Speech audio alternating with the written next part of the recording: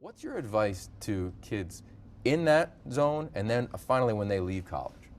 Well, there's a really built-in natural problem that I see, and whether you're taking high school kids to college, college kids to the pros, or pro athletes leaving their career and going into the real world, that our identities are so connected to the game that we play. We've not known ourselves as anything but football guys. And when that's no longer there, there's a real hollow feeling. There's a real emptiness about your sense of yourself that has to be dealt with. And we don't do a great job of preparing guys for that.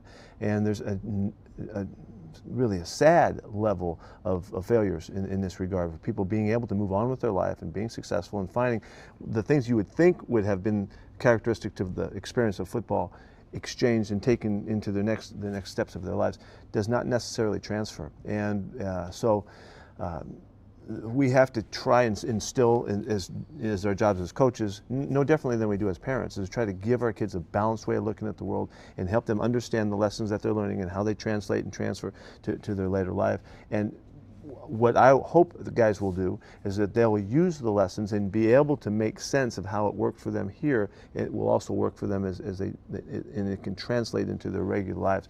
But that's not happening as much as it should and we need it to. And I don't think we spend nearly the amount of time in preparation.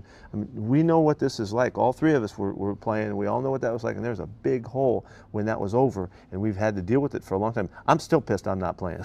I still want to play. I can't put any other way. I still wish I was playing right now. But I've had to figure out how to live with it. My way was to stay connected to the game. But it's just a big transition, and anybody who is that committed to something with this much energy and this much of our life forces, you're going to go through a big transition, and they're not always ready. So we just need to do a better job of preparing them and hopefully transferring the lessons that they've learned into their their regular lives afterward.